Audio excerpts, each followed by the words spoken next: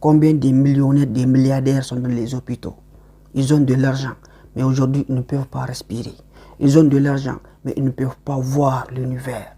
Dans cette vidéo, je vous explique l'histoire très choquante d'un homme dans un premier temps. Dans un second temps, c'est ce que cette histoire nous a enseigné. C'est ce qu'on peut en tirer de cette histoire. Un homme de 75 ans a été emmené d'urgence à l'hôpital et placé sous assistance respiratoire pour 24 heures.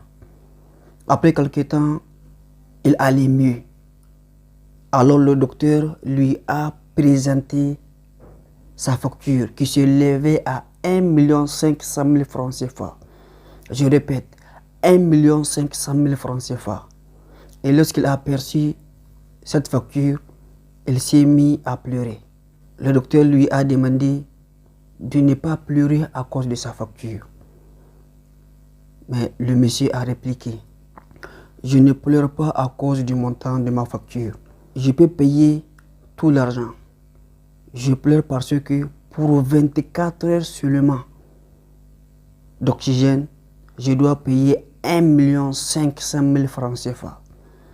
Pour 24 heures d'oxygène seulement, je paye 1 500 000 francs CFA. Mais j'ai passé 75 années à respirer gratuitement l'air de Dieu. Mais j'ai passé 75 années à respirer gratuitement l'air de Dieu. Sais-tu combien je lui dois? Sais-tu combien je lui dois? Le docteur a baissé sa tête et fondu à larmes.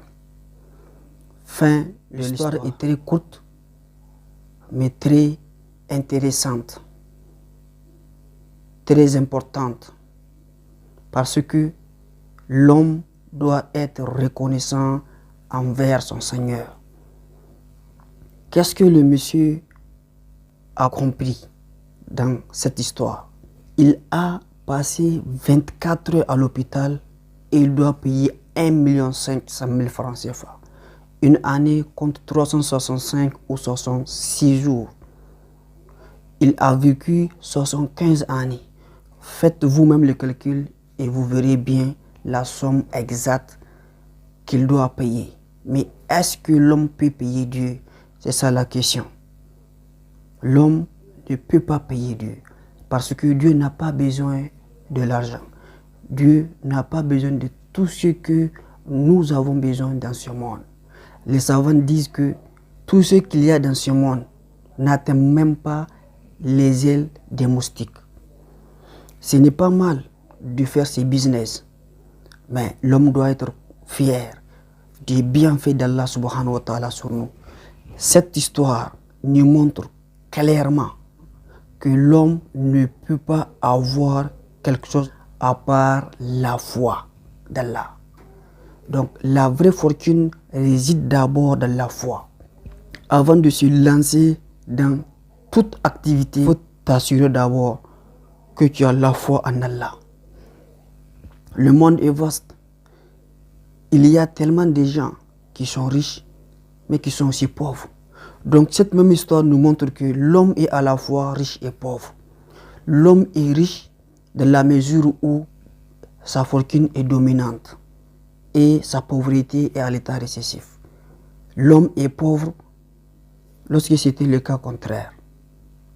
Mais quand est-ce qu'on peut savoir que c'est la fortune qui est à l'état dominant?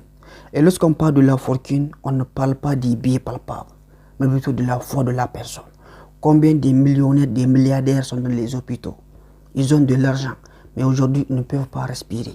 Ils ont de l'argent, mais ils ne peuvent pas voir l'univers. Ils ont de l'argent, ils ne peuvent pas entendre. Ils ont de l'argent, ils ne peuvent pas conduire leur voiture. Ils sont riches, mais ils ne peuvent pas rentrer dans leur jet privé. Ils sont riches, mais ils ne peuvent pas voyager. Alors que vous avez la possibilité aujourd'hui d'aller là où vous voulez en fonction de ce que vous possédez. Mais malgré tout, vous ne voyez pas tous ces bienfaits d'Allah sur vous. Si vous voulez franchement être heureux dans ce monde, soyez fiers d'abord de ce que Dieu vous a donné. Soyez fiers de votre santé. Soyez fiers de tous les biens d'Allah subhanahu wa ta'ala sur nous.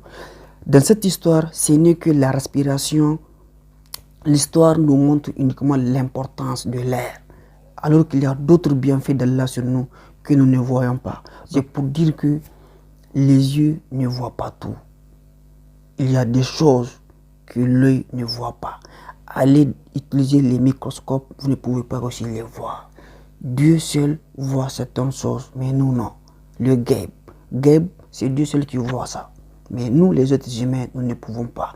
Donc si aujourd'hui vous pensez que vous vivez une vie misère, une vie pénible, rassurez-vous que d'autres personnes vivent plus pire que vous. Mais eux, comme ils ont la foi, comme ils savent que Dieu peut les aider, ils surmontent les difficultés et ils cherchent toujours à aller de l'avant. Ne laisse pas les péripéties de la vie prendre les dessus sur vous. Parce que si c'est le cas, vous ne pouvez pas avancer. Vous avez la possibilité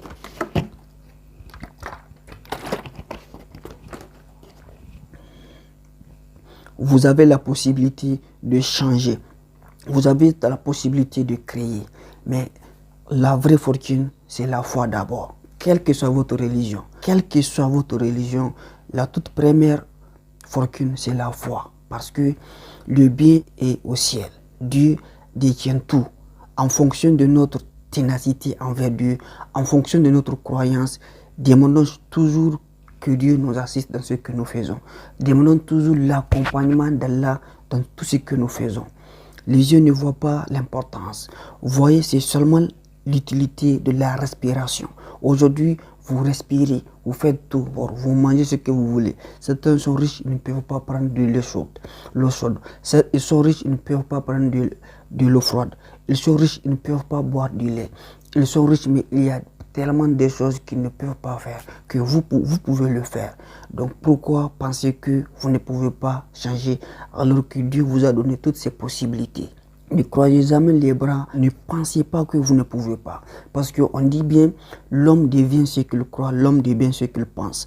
Bien que Dieu nous aide, si nous-mêmes en tant qu'êtres humains, nous refusons de s'y mettre dans les activités, nous refusons de se lancer dans les affaires, nous refusons de faire les plus possibles des cas, les activités que nous pouvons faire au quotidien, nous ne pouvons pas changer nos vies. Et à force de croire, à force de souhaiter sans pour autant agir, sans pour autant faire quelques business, franchement, ça ne peut pas aller. Parce que ce n'est plus le moment du prophète Isa alayhi salam où les nourritures viennent du ciel. De nos jours, l'homme doit forcément travailler pour réussir. L'homme doit forcément travailler pour gagner. Mais avant tout ça, l'homme doit aussi savoir que la santé vaut la peine. La respiration vaut la peine, la vision vaut la peine, et ainsi que toutes les autres opportunités, toutes les autres bienfaits d'Allah sur nous. Il ne faut jamais vous concentrer uniquement sur la réussite ou sur la fortune. La fortune porte peu. Je vous ai dit que certains sont riches, mais vous vivez mieux que ces personnes-là. Donc, si vous voulez être fier de vous et que Dieu nous ouvre les portes du succès, du bonheur, de la santé, de la joie, alors soyons reconnaissants de tous ces biens qu'il nous donne. À la prochaine pour une nouvelle vidéo.